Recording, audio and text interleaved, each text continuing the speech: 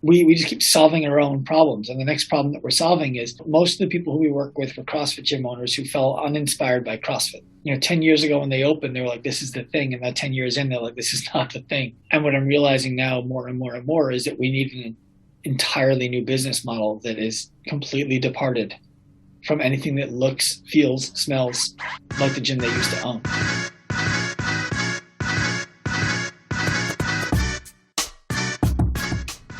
Hello and welcome to the Physical Preparation Podcast. I'm your host, Mike Robertson, and I'll be joined on the line later today by Dr. Sean Pastuch.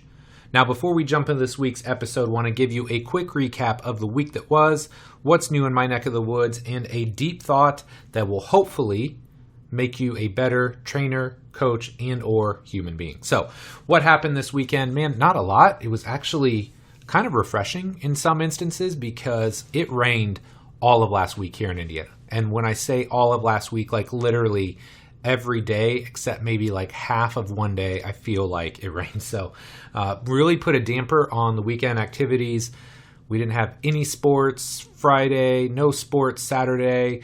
So no baseball game, no soccer game. Kendall did have a track practice, but that's super easy on my part because I just go and hang out and walk the dog and walk around for a little bit. So that was pretty nice. Saturday, took the fam, had some pizza for dinner, went and saw the new Doctor Strange movie. Definitely enjoyed that. A little bit different and a lot of things that can happen. No spoilers if you haven't seen it, but man, if you're a fan of the Marvel timeline and just the Marvel IP as a whole, all kinds of cool stuff that they can do after that. So yeah, that's what happened Saturday. Sunday was Mother's Day. Again, shout out to all the moms out there. I think I touched base with all of them. Obviously tried to do some nice things for Jess.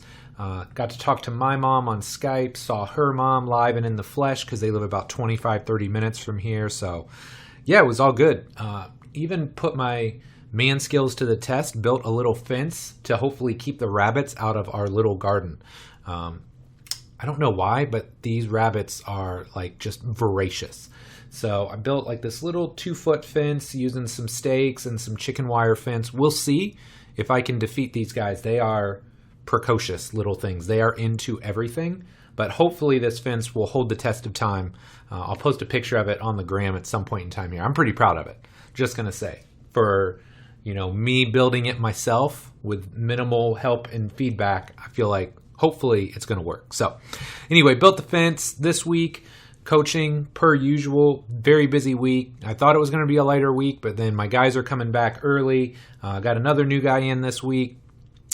Played in the G League, played some actual legit NBA minutes on a 10-day. So yeah, exciting. Always love the summertime and love having these guys in. Started a new batch of interns today, which is always the start of a fun process at the gym. And I always tell them, like, look, there's no bad time to intern at iFast, but the summer is really fun. I feel like you get such a wide mix of people that come in. You've got all of like my basketball players. You've got all of our college athletes that come back. The high school and middle school age kids are spread out across the day. And I feel like everybody is just a little bit more relaxed and in a little bit better mood when they see the sun regularly. So definitely excited to have these interns in. They seem like a great group and just excited to continue to help the young coaches in our industry grow and evolve. And we do it on a very small scale with the internship program, but I feel like that small scale can create a very massive impact because we just get so much time and so many reps with these young people. So excited to have them on. Now, before we jump into the new episode this week, I want to give you my deep thought for the day. And I've thought about this a lot lately. You have these times in your life where you can reflect and think about things that have maybe given you a leg up or things that have helped make you successful.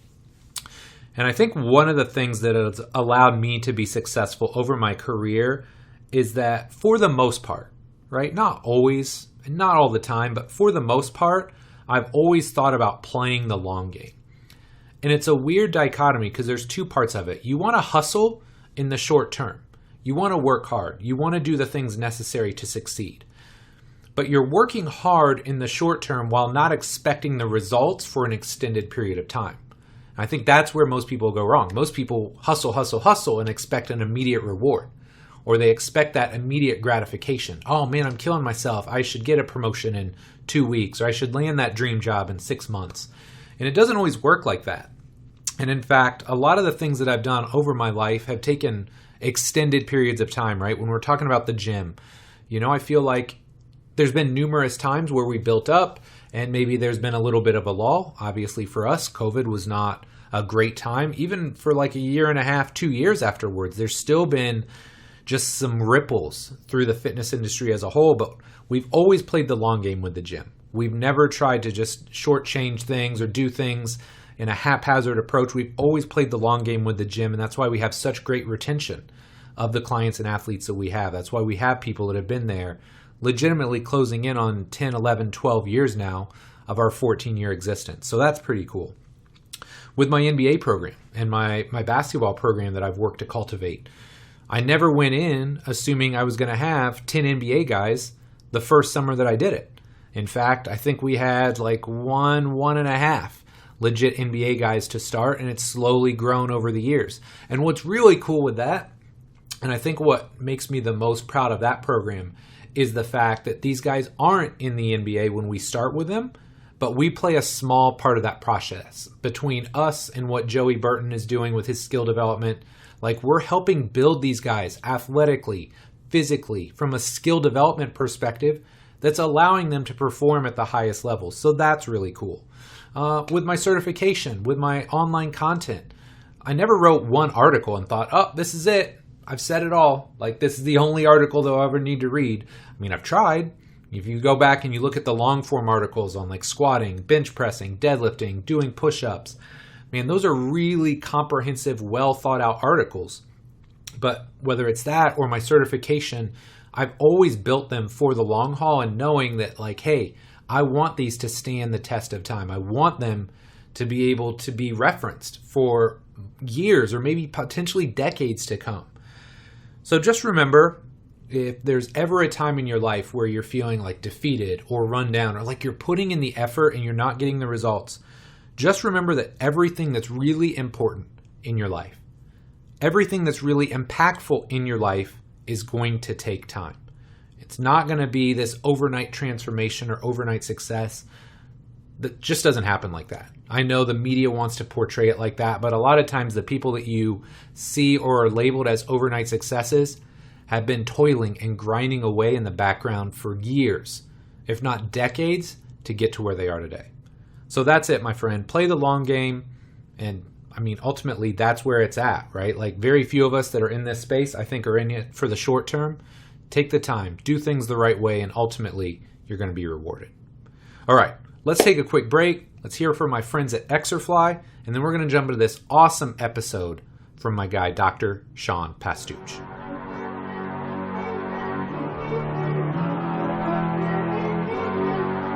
Today's episode of the Physical Preparation Podcast is brought to you by Exerfly. If you're unfamiliar with flywheel training, it's a method of strength training where your athletes generate resistance by using the inertia of a flywheel instead of traditional gravity-based resistance training. By accelerating and then decelerating a disc, your athletes generate resistance at all phases of the movement. This allows for high force training as well as eccentric overloading without the need for crazy heavy weights. I first got interested in flywheel training because I wanted my athletes to be better prepared for sport. Standard free weight training is great for the early preparatory phases, but I wanted something that could improve the rate of force development in both the concentric and eccentric phases of the lift. Most importantly, I wanted to make sure my athletes were prepared for those eccentric forces that they'll encounter in sports.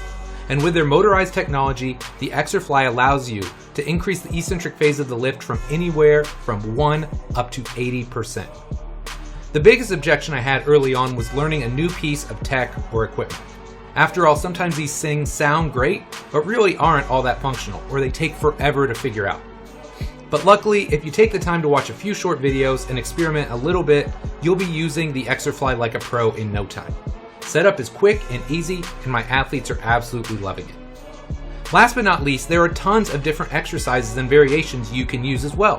Whether we're talking squats, hinges, presses, split squats, if you can think of it, chances are you can figure out a way to do it with the Exerfly. The really cool thing is Exerfly is used by numerous teams in the NFL, NBA, over 50% of the English Premier League, and numerous Olympic developmental programs as well. Now, as a small business owner, I normally think, hey, this is way outside of my budget. I can't afford it, because we all know in a small business, every penny counts. But Exerfly has you covered there as well. They offer 36-month interest-free financing, so you can get started ASAP with your training and pay as you go. And when you factor in a 30-day money-back guarantee, 2-year warranty, and free shipping, I really believe this is a solid investment. Look, the bottom line is this. If I don't really love something, I'm not going to promote it on my show. I love my Exerfly, the results I'm getting with it, and I think you will as well.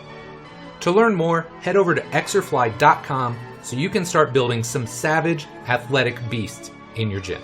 Again, that's Exerfly.com. Dr. Sean Pastuch grew up around the fitness, health, and wellness industry.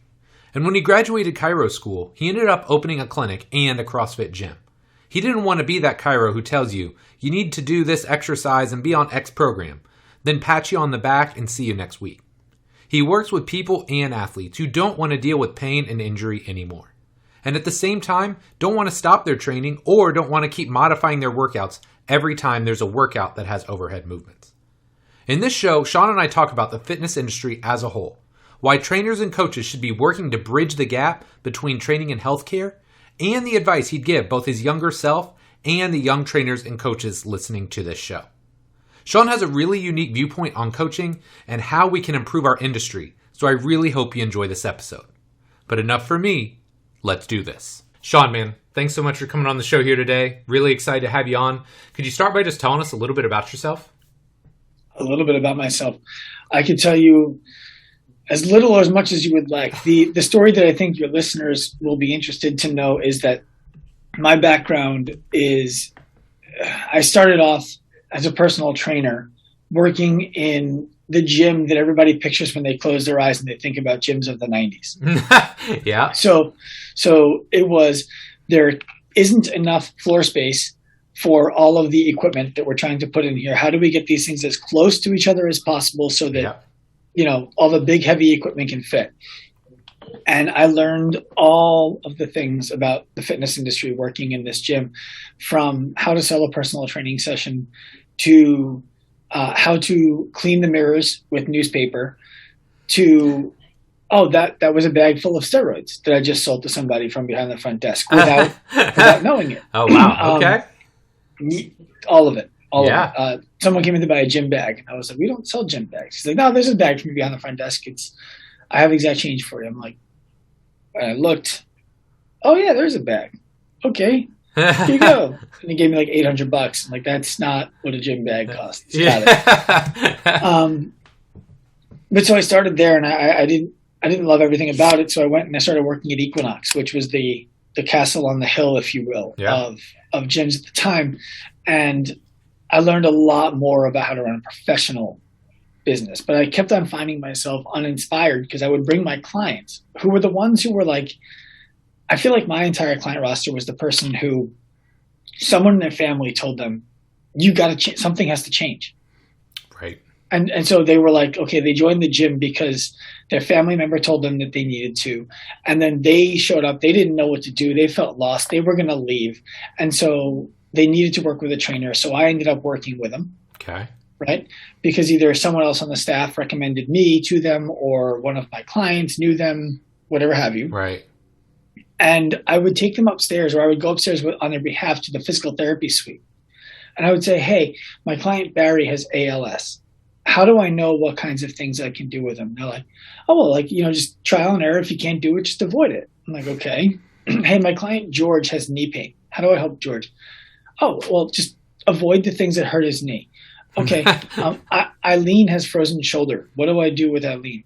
Just anything that has to do with the rest of her body, just avoid her upper body. And I'm like, this can't possibly be. Right. Like these people literally joined because they were hoping someone could help them with the exact things that you're telling me to avoid. Right. And so I fell out of love with that, went to chiropractic school, came out of chiropractic school, opened my, fast forward a little bit, working in my parents' clinic, my dad's clinic, opened my own gym, CrossFit gym, my own clinic. And I was like, I'm going to save the world. Mm-hmm. This is how it's going to be, right? Like I have all the tools. And I was right. I had many, but what I was missing was focus. What I was missing was purpose. It was just, treat patients, treat clients, and we're on our way. And it got to the point that the day I realized I was doing the wrong thing, that week, I had worked with an Olympian who won a medal at the Olympics in 2016 and again in 2020, technically 2021. Yeah. A professional baseball player and 2 CrossFit Games champions, as well as countless other CrossFit Games athletes. I came back to work after a day off. My schedule was full. And I was like, which is not how it's supposed to be. Right. Yeah. And so I realized this is not what I want to do. And I set out to change the world and start to bridge the gap between fitness and healthcare, because what I realized was I was trying to fit my business into the box that was expected of it and push the margins of that box as much as possible without becoming something totally different, when I just needed to become something totally different. Right. And so spent 2018 working with as many people as we could, one-on-one, helping them get out of pain without going to the doctor or missing the gym from anywhere in the world, online. I recruited a staff so I didn't have to do it all by myself as we grew. 2019, started educating coaches and really helping them to deliver the value to their clients, actually late 2018. And now we've been approached by gym owners from around the world, because the coaches who work with us are the ones who were actually successful during COVID. They're the ones who were successful before COVID. When the average coach makes $1,500 a month, these coaches are making $8,000-$9,000 a month. They're like, what's going on? How do I get more of this? Right. And so now our company has those 3 legs. Right? Leg number 1 is we help the individual from anywhere in the world get out of pain without going to the doctor or giving up their active lifestyle. Number 2 is we help coaches become professionals through 13 months of dedicated education, where they are assigned a mentor. They have one-on-one meetings with the mentor, one-on-one meetings with subject matter experts. They go through 3 hours of didactic material every single week, assignments and quizzes that they need to pass, where the competition to them is someone who has a high school diploma and a weekend certification at best. And we teach gym owners how to make sure that they can fill their business with people like that. So they can service the people who feel like the fitness industry has forgotten about them, the healthcare industry doesn't understand them, and they can service them with coaches who've become professionals who only want to see those people walking through the door. I love it. I love it. Now, before we get into the big stuff, I'm interested, like, what got you started in all this, right? Like, let's go way back. Like, you're a young boy, young kid, whatever. What got you into all this? I was skinny. So I in high school, I was a very good baseball player, and I was an average wrestler, and I was a bad basketball player. And so I got cut from the basketball team in 7th grade and 8th grade and in 9th grade. And so instead I wrestled. 103 pounds, what am I going to do? I wrestled. And the kid who was ahead of me in my weight class took 8th place at national freestyles. For people who don't know what it means is the guy ahead of me was the 8th best wrestler in the country in my weight class. Right. And I weighed 103 pounds. You're not going down. Yeah. Right. So I'm like, all right, well, I'm going to, the future I see here is I'm probably on JV as a senior, and I have too much pride and ego to allow that to be the case. Yeah. And I got cut from basketball 3 times. I need to prove to myself I can make the basketball team. So I did. My sophomore year, I made the team, ended up being captain, and continued to grow that way. But when I got to college, I got recruited to play baseball at 2 Division I schools and countless Division II and Division III schools. And I was like, no. I want to play baseball at a Division I school in a power conference. Not one of these Division I schools you tell your friends about and they're like, where is that? Yeah. So I went to University of Maryland, tried out for the team, and got cut. And the coach told me, love your fastball, love your slider, love the way you hold runners on, you throw strikes, it's great, you're just not big enough. I'm like, what? I'm not, who cares? Right. But so I was like, all right, I'm going to get big. And so I started lifting weights and trying to put muscle on. I spent 2 years, and my junior year I tried it again. I got cut again. Same reason, not big enough. I'm like, all right, I'm going to get even bigger. I never got that big. Right? It just wasn't. It's not in my. Right. I'm 165 pounds as we speak right now. But I learned a lot about what it would take to get big. And I learned a lot about what I needed to eat, how often I needed to train, what kind of sleep I needed to have, what a program should look like. Oh, getting big biceps doesn't actually make me any better at this. So I need to do this differently. And that's where it all started in the community recreation center at University of Maryland in 2005. Love it. Okay. So I'm just going to jump right into the deep end here because we were chatting before the show and you said go full bore. So let's just talk about this email exchange that we had before the show because I love this comment. Okay. Mm-hmm. Here's your comment. I believe the fitness industry is lacking self-awareness and that's why it's generally not valuable. Now that's a big statement. So expand on it for me. Let's start with that. I'll give you some statistics. Okay. I'm not usually the guy who does this, but I feel like it's necessary for the purposes of me laying out my case before I come to closing arguments. Yes. In the year 2000, there were 32 million people who had a gym membership in the United States. In the year 2022, there are 65 million people who have gym memberships in the United States. According to IHRSA, which is the International Health and Racket Sports Association, the average age of the person who joined those gyms is 25 years old across those years. What that means is that 3/4 of the people who joined gyms or were members of gyms in 2000 are now over the age of 35. Right? 3/4 at least, if not more. Right. I believe that the person who's over the age of 35 stops caring as much about the abs, the ass, the ego, the biceps, as the person who's 18 to 25, who all of the marketing and all of the services are for. Right. In the United States right now, 67% of people are overweight. Almost 50% of them are suffering from obesity. And 50%, 50, are dealing with musculoskeletal pain every day. There is a doctor, a coach, for 1 in every 1,000 or fewer people in the United States. There's a gym for every 2,500 adult Americans, 18 and over, in the United States. How is it possible that we have all of this access available? And access is not the problem. And we still have these major issues.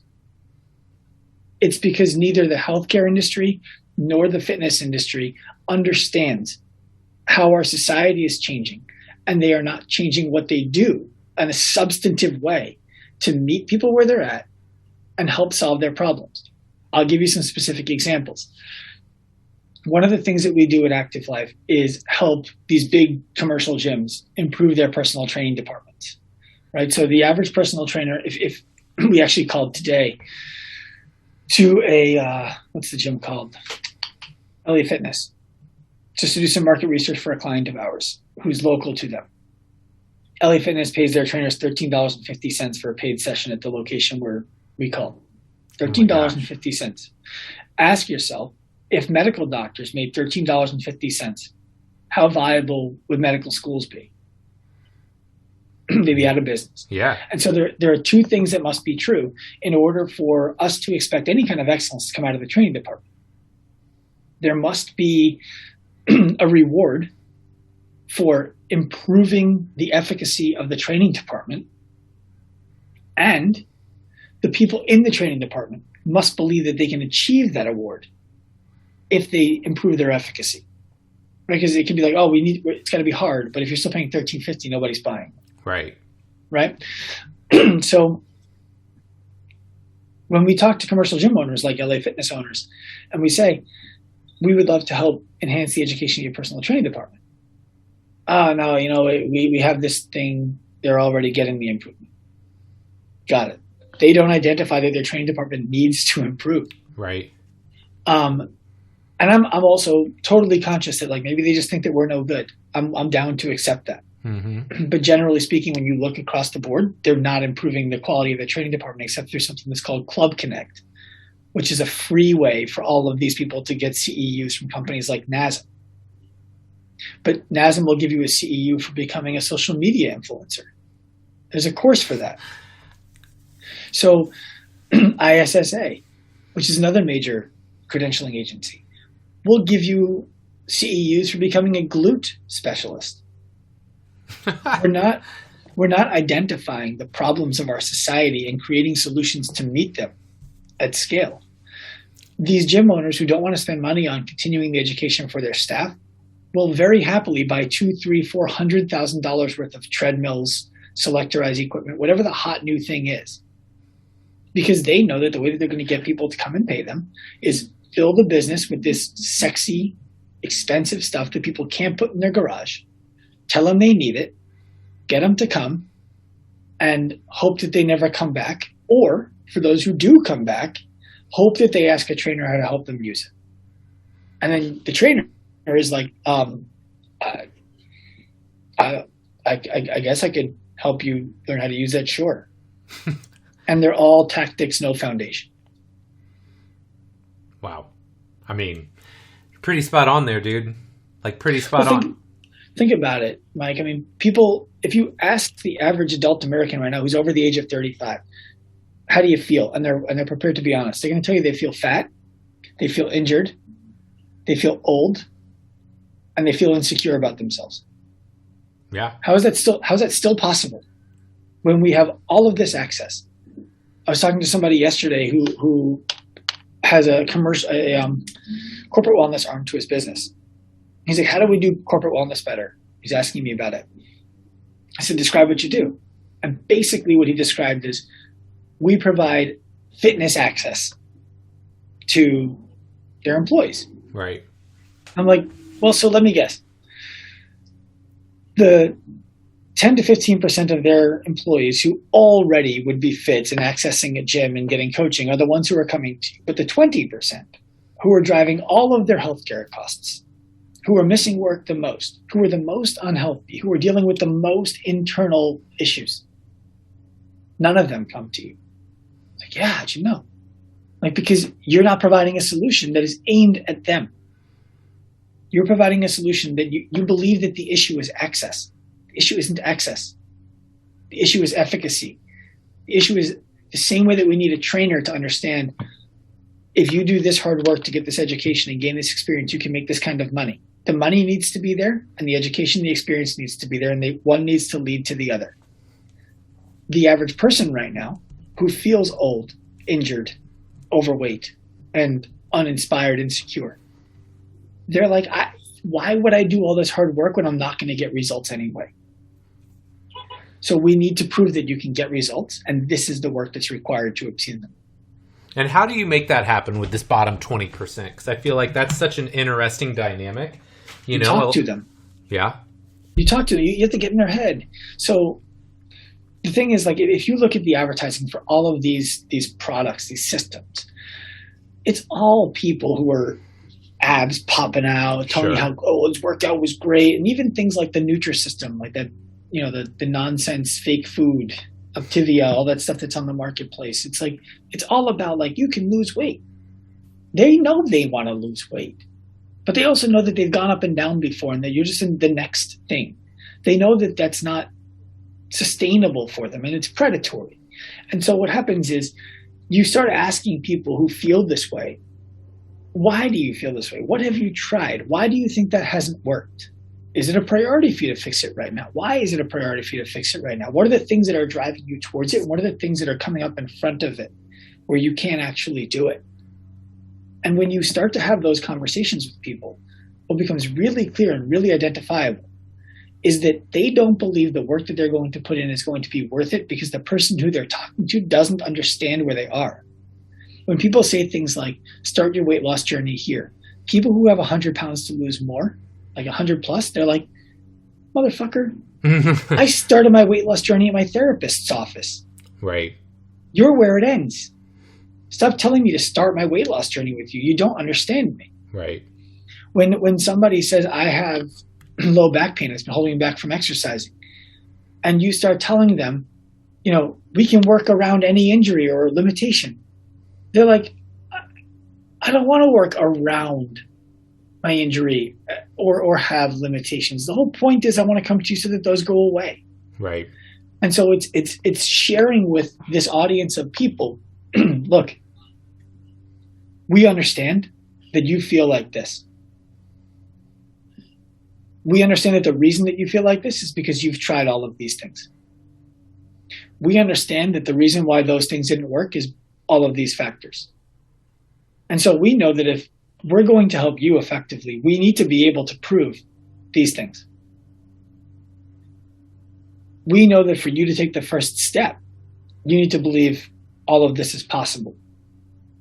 So we're going to make the first step really easy for you. And we're going to come to you. And you make them an emotional offer that doesn't cost them any money, that provides them the opportunity to be like, I might be able to change my beliefs here. And the only way that that starts in a corporate wellness space, for example, is ownership has to want to do it for the right reasons. When they say to you, what's my financial ROI? I'm like, you're doing the right thing. And typically that comes around. But what it means is that guy, Fred, who last month he celebrated, you put him on the website, you put him out in an email to everybody on the team as the employee of the month. Fred did a great job. You know Fred worked 12 hours a day. You know his marriage is struggling. You know he's not seeing his kids. You know he ate lunch at his desk from some fast food delivery place. You know he gained 10 pounds last month. As long as you celebrate that that's what Fred did and that's how Fred got to be the employee of the month, that's what you're going to foster at your business. So we have to stop celebrating Fred as the employee of the month, and we have to look for somebody who has the balance that you want your business to be able to afford the people who work in it, to be able to live. Celebrate somebody who's exemplifying what an employee can experience working here. Then we talk about how they did it, and then we get everybody else to drive in that direction, because people stop thinking, oh, all my boss wants me to do is crush at my desk all day. Yeah, that's awesome. Okay, so talk to me about this idea, because I think this will move very seamlessly into kind of this next question, but talk to me about why the trainers and coaches that are listening to this show should be working to bridge this gap between fitness and healthcare, because you're absolutely right. There's this gray area. There's this huge void. How can we go about doing that? They should do it because they're inspired by it. And if they're not inspired, like if you're a coach right now or a gym owner, what I want you to think about right now is the person you see every single day walking into the gym who has not changed in the last year, 2 years, 6 months. If it's a micro gym, like a CrossFit gym, for example, they're the person who's still on the rower when everybody else goes out for a run, who's still doing ring rows because it hurts them to hang from the pull-up bar and it hasn't changed in a year. The person who quit the gym because they told you that their schedule just didn't line up anymore, when you know the reality is they were tired of scaling every day and it just wasn't fun anymore. It wasn't worth it. If you own a big box, I want you to think about the person who walks in leaning left leg to right leg, left leg to right leg, left leg to right leg, who then hides on the machines in the corners and isn't getting the results that they're signed up to the gym for, but they're patting themselves on the back for showing up when you know you could do much better for them. If you can't picture either of those, I want you to go to a theme park and just sit on a bench and watch who walks by all day. And you can either make the decision to be judgmental about the people who are walking by, who are out of shape, who are unhealthy, who are wearing knee braces, who have canes, who have compression socks on, or you can become a part of the solution to their problem. If thinking about that isn't inspiring to you, no judgment, you shouldn't get involved in this. There are plenty of people who would be better off helping football players run faster 40s, bodybuilders get bigger muscles, basketball players jump higher. Right? Moms who are already fairly healthy get fit in cardio kickboxing because it's fun. No disrespect to any of that. Start a CrossFit gym, coach in a CrossFit gym, help people who are trying to reclaim their high school, college athleticism. Go for it. That's what it's really for. Right. We all know it. We just don't want to talk about it. If you're inspired to help the people I described earlier, then you should do it because you're inspired by it. Now, the financial reward of it is going to be there, but only if of it. Because I think that burnout is what happens when people pursue someone else's goals. Yes. Even if you catch them. If you pursue someone else's goals, you're bound to burn out no matter how successful you are. Because you're waking up in the morning like, another day. I shouldn't need to give people a good reason to get involved. They should want to get involved. The hard part, Mike, is acknowledging that they can't already do it.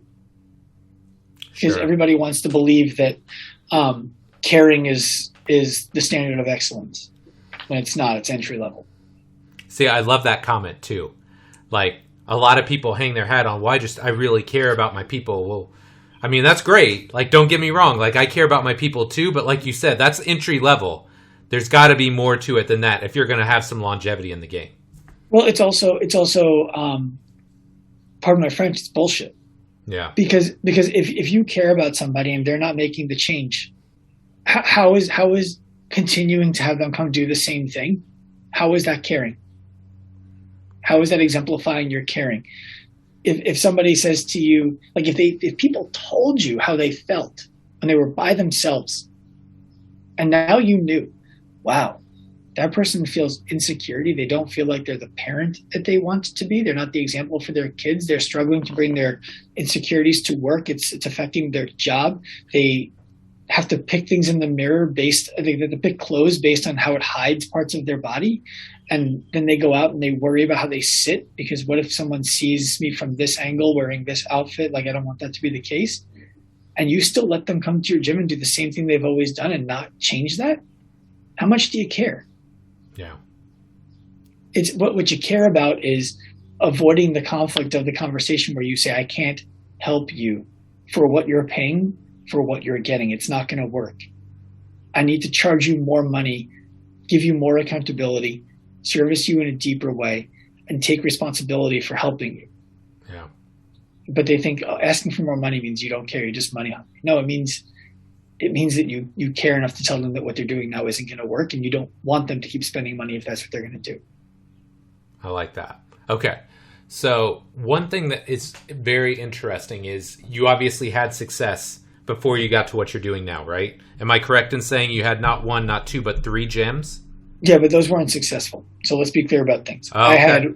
I had one gym that was successful, and then we lost it to a hurricane. Hurricane Sandy came up the coast and wiped it out. That gym was successful. Yep. I had a second gym that the week before it was set to open, the person who was supposed to run it unfortunately made a bad decision, got in a car drunk, and had a head-on collision and went to prison for 6 years.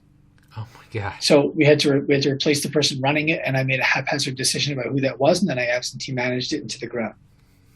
The third location is still operational. That one was successful. It wasn't as successful as it could have been, but by all measures of anybody's outside looking in, it was successful. Okay. So as somebody that owns a gym, right? And I know a lot of people that listen to the show either own a gym, want to open a gym someday, whatever. You kind of had, and again, maybe this is incorrect, maybe this isn't your dream, but there are people that had the dream of, I want to open a gym, and you left that behind, right? Like you went in a totally different direction. Was that hard for you at all? Yes, I had many people's dream. I know what I had was their dream. And I turned my back on it because I wasn't inspired by it. I woke up in the morning and felt, and I didn't want to feel that way when I woke up to come to work.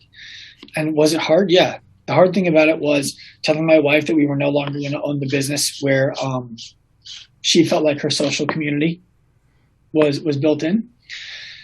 It was telling my parents that I'm finally making $120,000 a year, a nice Jewish boy from Long Island, finally making $100,000 a year after struggling for years. And I'm going to turn my back on it and do something I have no idea if it's going to be successful. Telling them your son, the doctor, isn't going to see patients anymore, and I'm going to let my license lapse. That was the hard part. But I remember having a revelation where I realized all of those people, my wife who supports me no matter what I do, my parents who support me no matter what I do, all of them who check me, they just want me to be happy. Right. They just want me to be happy. And so when I came to that realization, it allowed me to have a conversation with them where I said, look, you just want me to be happy, right? Yes. And you imagined that I would be happy with the success that I had, right? Yes. Now you're getting it. I'm like, I need you to understand something. I wasn't. I would be happier in the pursuit of an uncertain outcome doing something that inspires me than I would being successful at something that doesn't. And when I said that to them, they were like, wow, okay. And that's when my dad said, well, just keep your license just in case. Sure. And I said, I love you. I'm not going to do that because I'm not going to have a fallback plan. Burn the ships. Burn everything. Yeah. Would you say, is it fair to say that it was more the external stuff that worried you than internally, whether you thought you would be successful or not? It's more like the perception and dealing with other people's kind of stuff or thoughts about you than it was about you getting over the fact like, hey, I'm going to get rid of this because I'm not passionate about it anymore. I think that's what holds everybody back. I don't think anybody has the internal dilemmas that are like, oh, I wonder how I'm going to feel about this. It's, what if I can't afford my house? You sell it. What if I can't afford my car? Walk. Like what? There are people who are making less money making it work. It's the fear about how are people from the outside going to view me. Yes. So I'll give you some really clear perspective. I in April of 2018, I went to a mastermind to learn how to be more successful. And everyone who was there was sharing photos of the new car they just got. One guy's got a Lamborghini, another guy's got a Range Rover, another guy's got a G-Wagon. And I'm like, I just got a Buick. It seats 7. Right? Like it's practical. It's gray with like a little speck in it. It's really cute. I'm like, I don't fit in here because I don't even like, yeah, I want those things, but I don't want to be the person who's like flaunting it. Right. I want it for me. And it occurred to me that in that moment, I'm like, wow, none of these people own those cars for themselves. They own these cars for somebody else to tell them how awesome they are. Yes. I don't need someone to tell me how awesome I am. I know I'm awesome. And make no mistake about it, I still want those cars. But the house I live in right now, the town I live in, it's like houses are close together. I'm on a 60 by 100 lot, which is huge for where I live. 60 feet by 100 feet, if you're wondering. My garage isn't car accessible. I'm not going to park a Ferrari in the street or outside in the rain in the driveway. And I'm not moving. And I'm not going to rent a garage space somewhere that I can house my car so I can drive my ego around. Right. So I bought the Buick again. So you burned the bridges. You burned all the things. Talk to me about when you're going in and you've got this idea of what you want to create. Talk to me about Active Life RX, Active Life Professional. What were your goals there? What did you want to set out to achieve? I wanted to change the industry. I wanted to create a better version of physical therapy for people who were interested in living active lives, who felt like their story of their life that they had planned had been ripped away from them. Like all of a sudden now it's the way that your body looks, feels, or performs is the limiting agent on what you can do in life. That's not real. We can fix that. And I didn't want people to feel like that had to be the way that life went. And so my vision at the time, frankly, was just to scale out to thousands of people, helping them one-on-one, build this big staff, and help them one-on-one from around the world. And then when coaches started getting word about what we were doing, it became, we should teach coaches how to do this. And then when coaches started experiencing that success, I was like, this is really, really, really cool because affecting the coach affects more people than I could work with, and I don't have to employ everybody. Yes. And then it was the gym owners. I'm like, whoa, if we can affect gym owners, we can affect 5, 10, 20 coaches at a time. This is it. And now really what it's come down to is we just keep solving our own problems. And the next problem that we're solving is most of the people who we work with were CrossFit gym owners who felt uninspired by CrossFit. 10 years ago when they opened, they were like, this is the thing. And now 10 years in, they're like, this is not the thing. But what do I do? Right. And so we help them move to the next thing. And what I'm realizing now more and more and more is that we need an entirely new business model that is completely departed from anything that looks, feels, smells like the gym they used to own. And so we're helping gyms move out of the back alley warehouse into a retail location that's much more attractive to the end user, away from giving discounts to firefighters, police officers, teachers, first responders, family members, and all of that, to charging a premium to solve problems for people that no one else in the market can solve, so that when there are 14 gyms in your town, every one of them becomes a referral source, whether it's on purpose or by accident. And then when COVID hits, you're the business that people have to keep paying because you can serve them from anywhere. Having the brick and mortar is a luxury. It's not a necessity. You're providing them with the coaching that they needed when they couldn't make it into the business so they could keep living the life that they dreamed of, that they finally reclaimed working with you. We needed a whole new business model, and so we built one. So your goal is to impact thousands, tens of thousands, hundreds of thousands. How did it start? Like because that's a huge vision, right? So somebody that's listening, yeah, okay. But here's the thing. With great ambition comes great procrastination. And I've learned that. And so what I've changed my focus to is like, what's the problem at hand right now? Your vision doesn't have to, like, one of my favorite books is The 7 Habits of Highly Effective People by Stephen Covey. And he talks about beginning with the end in mind. And while I understand and respect the principle of it, it's nonsensical. Because when you're 3 years old, you can't imagine what it's like to be a teenager. Sure. When you're a teenager, you can't imagine what it's like to be in your 30s. When you're in your 30s, you can't imagine what it's like to be in your 60s. And yet we all expect to go from 3 to teen to 30 to 60 and on, right? Yeah.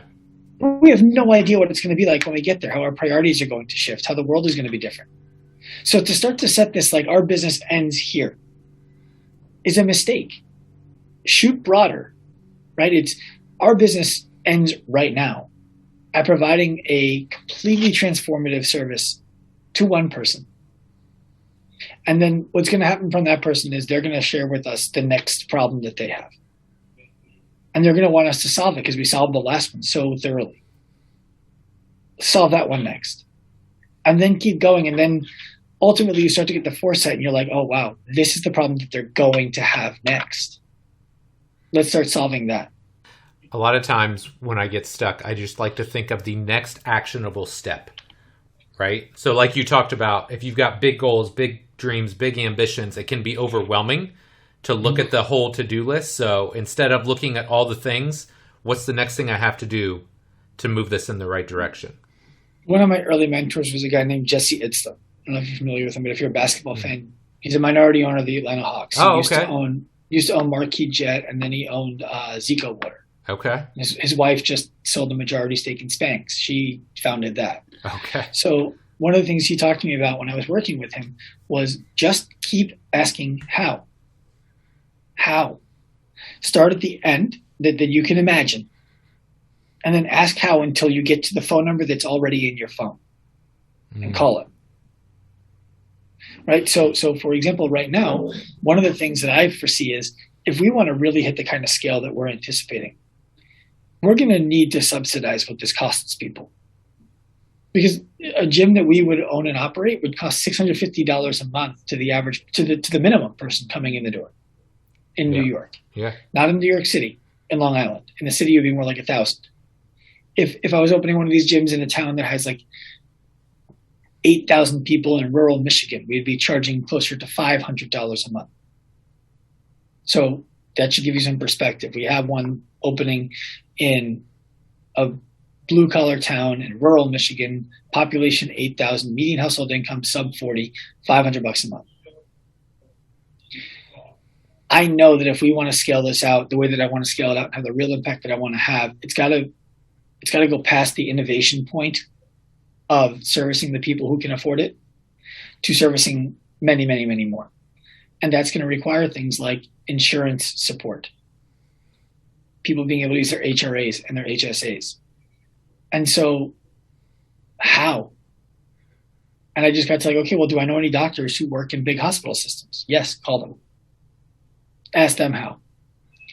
And you just keep going. And now all of a sudden you're in talks with some of the biggest hospitals in the country about, yeah, we like this idea. How do we do this with you? That's pretty cool. That's pretty cool. Okay. So I want to diverge just a little bit here and bring this back to the people, so to speak. So young trainer, young coach is listening to this show, they love what you're getting at and your vision, what advice would you give them to start off and to have success in this industry, not just in the short term, but over the long haul? Put the money aside. Like take the money out of it. When I say that, I want to be really clear about what I mean, because too many people in this industry are already falling on the sword of martyrdom, that they don't make any money in this. They do it because they love it. Yep. I'm asking you to ask yourself if you could solve these problems for people and make enough money to live your life. Because you can make money in a million ways. Mm-hmm. Is this how you would want to do it? If I told you have to wake up every day and work your entire day to earn your income doing one thing, is this what it is? If it's not, stop this second and figure out what it is. And when I say stop, I mean continue doing it until you've found something else to do. But turn every waking moment of your energy to finding something else to do and put a deadline on it. You can't do this forever. And I'm talking about a deadline that's fewer than 6 months away. Yes. To transition out of what you're doing. Then start doing the thing that you think is what you can do forever. And re-ask yourself the same question. And keep going until the answer is yes. And then figure out how to do it at such a world-class level that you're undeniable. And then you'll make all the money you ever needed to make, doing the thing that is the only thing you want to do to make money. Before I opened my first gym, and I had no idea how to make money doing what I was doing. None. In 2011, I got offered a job that would have paid me 7 figures in my first, maybe second year. working in finance as a 29-year-old. Yeah. In Hong Kong. The offer was made. I was with my wife. The offer was made. Don't even go home. Just stay here. You'll be making $1 million before you're 30. Don't open the gym you're planning to open. Don't open the clinic you're planning to open. Doesn't matter you have your degree. It took me less than a second to tell that person no. Yeah. Even though I believed 100% that it would have been true. I told him no because that's not how I wanted to spend my time making money. Not because I didn't want to make a lot of money. Of course I do. Right. Anyone who tells you I don't care about making money, they're lying to you. I didn't want to make a lot of money doing that. Yes. Well, I saw that was clear to me. No, I saw that on your social. And I think that's something that people need to hear, right? Like, it's great that you're altruistic, that you care about people, that you want to take great care of them. All that's fine. There's nothing that says you can't be all those things and also want to do well for yourself financially at the same time. And I think too often people see that disconnect. In fact, I think it's the opposite. I think if you're not doing well for yourself, you're going to struggle to do that at the level you could otherwise do it. Absolutely. And so I'll give you an example. Let's take somebody who donates a bunch of time to charities right now. They're not making a lot of money at all. They're not making any money at all. They're donating a bunch of time to charities. And they're struggling to make ends meet. So now they're doing whatever they need, odd jobs to make the money. What if you take all the work that you did for the charity and you look at it over a 20-year span, 10-year span, would the impact that you could have on that charity if you just put all of that energy into getting yourself to a stable place and being successful yourself, so that in 10 years you can give all of your energy, all of your money if you want, all of your attention to the charity that you kept in the back burner for 10 years? Which person has a greater impact on that charity? The one who has a little bit right now, every day, or the one who gives everything after being successful for 10 years? Exactly. Yeah, and I feel like I see this a lot in our space. It's, the trainer is kind of middling away. They're treading water, barely making ends meet. So then there's this scarcity mindset of, but I don't have money to invest in this course. It's like all of these belief systems, and then it's self-perpetuating, right? So they're not willing to invest. I mean, you kind of alluded to this earlier. They don't see the path, and so now, ultimately, they stay the same. Or, worst case, They want to be there and leave the industry because they don't feel like they can see the results, whether it's professionally or financially, that they feel like they deserve. Well, because generally speaking, a person in this industry doesn't know anybody who's experienced any kind of real success in this industry, except for the people they see on Facebook selling them some course. Yeah. And so they're like, I don't need to be another person who you teach how to build an online course, teaching people how to build online courses, teaching people how to build online courses, where at the end of the day, it's really just a big pyramid scheme. Yes. And people know that. Yeah. And this, unfortunately, some suckers don't. And they get taken. Yeah. Enough of them to make those other people at the top a lot of money. I'm all for capitalism and making a ton of money. Like, please go make a ton of money and then decide that it's not important and give it all away. But make it first. Right.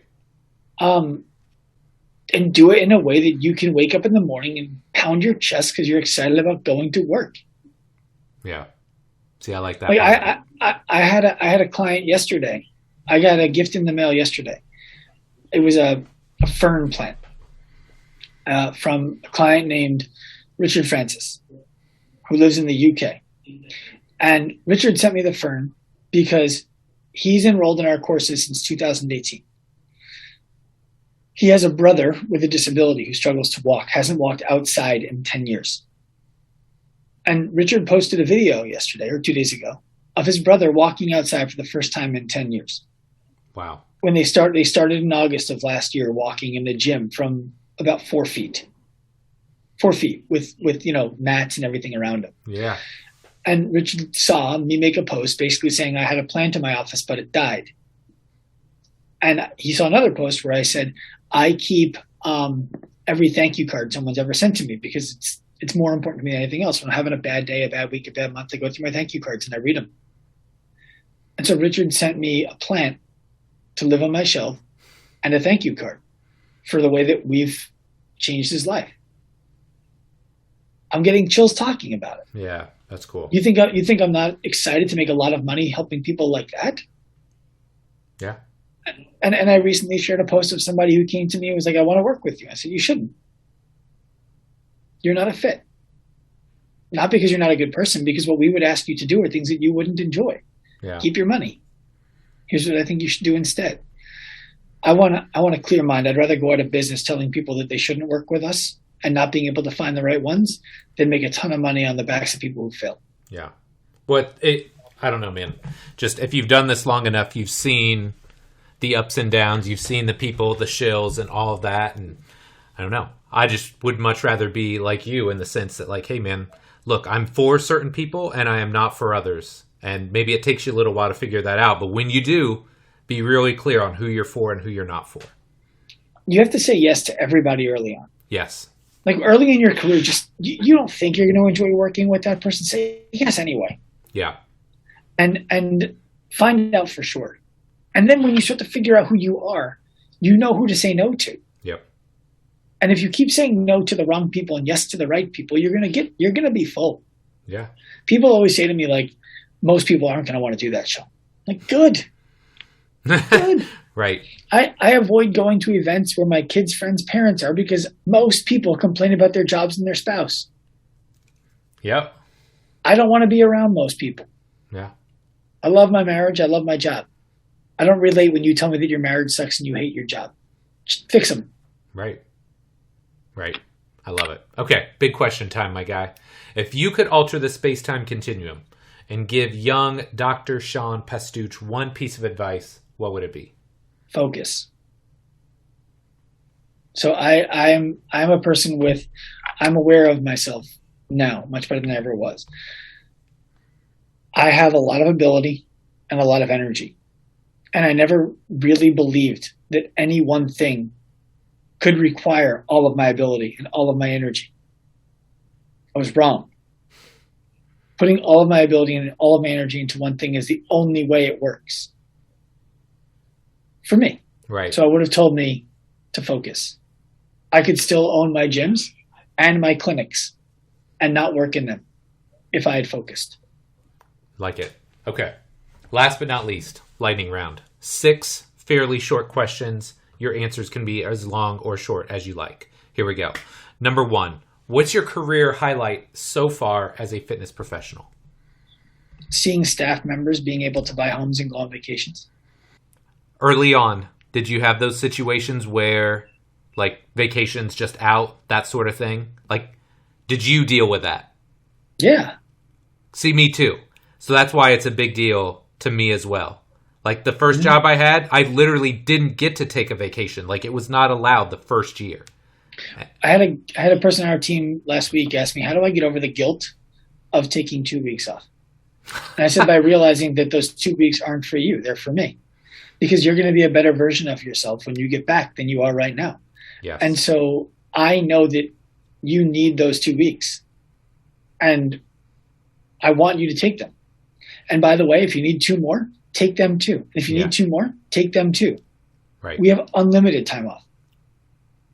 I want you to be the best. I would rather have you be incredible, incredible, than be very good all year. I like it. Okay, number 2. Proudest moment as a dad so far. I remember when I went to my daughter's, there's 2 examples. I'm going to give you both. You don't get just one. Now give them Because to me. one was for me and one was for her. Okay. In 2018, when I finally started making some real money for myself, doing things I loved to do, I went to my daughter's Father's Day event at her school. She was 3. And she ran over to me when I walked in the door. She said, Daddy, Daddy, Daddy. And I didn't have my phone. Phone was in my car. I was 100% there for my oldest daughter. And I started crying because I knew that a year ago, I wouldn't have been there for her. Like, maybe I would have shown up. Right. But mentally, I wouldn't have been there for her. Yes. And I would have had that guilt inside. And I was able to recognize in that moment, like, no. I am here. This is what's important right now. Yep. And this is why I did this. So that was my proudest moment of myself as a father. My proudest moment, I guess, of my daughter was I came to watch her in the school show a couple of years later. And they're doing this dance where they're like hands on their hips and they're swiveling back and forth. And she walks like she inches closer to this kid next to her and just wallops him. Like, I'm talking like swings her elbow into him, keeps hitting him. And I'm like in the stands. I'm like, what is going on? Right. And all the parents are around me. I'm like, I don't know. I don't know. She comes off and I'm like, Mackenzie, what was that? And she's like, what? I'm like, you were elbowing the kid next to you. And she's like, oh, you mean Blaze? I said, sure. And she's like, yeah, that's because before we came out, Blaze pushed me. And you told me if somebody ever hits me, I can hit them back and I can hit them harder and I can hit them more. So I waited until I could get close to Blaze and hit him back. And I was like, you know what? Outstanding. Yes. Oh, I love it, dude. That's awesome. That's awesome. Yeah. Okay. Number 3, you have to sing one song for karaoke night. What is it? Oh my gosh. A song for karaoke night. Sweet Child of Mine. Oh, yeah. Classic. That's a good one. That would be a good one. Okay. Number 4, when it's all said and done, what do you want people to say about your work in the fitness industry? It was never the same after. Transformation, right? Transformative. Yeah, the thing is, like, you talk about the fitness industry, it won't be fitness. I believe that the ship has sailed. Yep. And like we've already decided, fitness is commoditized. It's going to stay there. I don't want to be in fitness. Right. Well, it's too far gone. It's too far gone. I want people to identify the space between fitness and healthcare as active life. Love it. Number 5. I'm interested in this. Most impactful book you've read in the past 1 to 2 years. In the past 1 to 2 years. If you don't like that, you can give me all time. But sometimes... No, it's okay. In the last 1 to 2 years, it's Tax-Free Wealth. Okay. I don't think I've read that one. It's just very practical. Yeah. Right? It's the book that, like, hey, if you're making money, here's how you can keep it. Huh. Okay. That's great. That changes things. I love the idea of that. And all time is probably The Alchemist. Yes. Yep. Because it's the first book I ever read cover to cover. Really? And I was always the kid who would show up to class having read like a page or two from the chapter, listened to everybody else talk, and then I could write a whole paper on the book. And I never wanted to read the book. Right. I was bored by it. I lost focus. And so finishing The Alchemist made me feel like you can do this. Right. I like that. Okay. Last but not least, what's next for Dr. Sean? More of the same. Yeah. Focus, right? You know, it's keep solving the problem that we're solving until the next problem arises. Love it. Well, Sean, dude, this has been awesome, man. Been really great to catch up with you, learn more about your business, all the great stuff you're doing. Where can my listeners find out more about you? If they're on Instagram, at Dr. Sean Pastuch on Instagram, you can find everything about me and my companies there. And if you're on LinkedIn, Sean Pastuch on LinkedIn. There's 2 accounts because I don't know how to delete one. Find the one that's active. Got it, man. Well, I'll get all the links in the show notes so people can link up with you. But again, my friend, thank you so much for your support. Love what you're doing, and keep up the good work, dude. Thank you. It was my pleasure, Mike. I really enjoyed talking to you today. All right, my friend, that does it for this week's episode with Dr. Sean Pastuch. Really hope you enjoyed it, and I hope you liked getting to know him a little bit more. Sean is one of those people that I'd connected with loosely before the episode, but it was really great listening to how passionate he is about what he's doing and how he's diving into this whole concept of really bridging the gap between training and healthcare, and how we as trainers and coaches can fill a vitally important need in our industry. So I hope you enjoyed it. I hope you learned a thing or two. And if nothing else, maybe he challenged your thought process on what we can do and what we can be as trainers and coaches. So if you enjoyed the episode, I got one small favor to ask. If you have not already, go right now and subscribe to the show. iTunes, Stitcher, SoundCloud, Spotify, Google Play, the Amazon store. Wherever you consume podcasts, go there right now and subscribe so you know each and every week when a new episode drops. I'm telling you, I've got this lineup coming up here. It's an absolute murderer's row of great guests. And I think each and every week you are going to become a little bit better at your craft when you listen to the show. So definitely make sure you're subscribed. As always, thank you so much for your support. Love and appreciate you. And we'll be back next week with our next episode. Take care.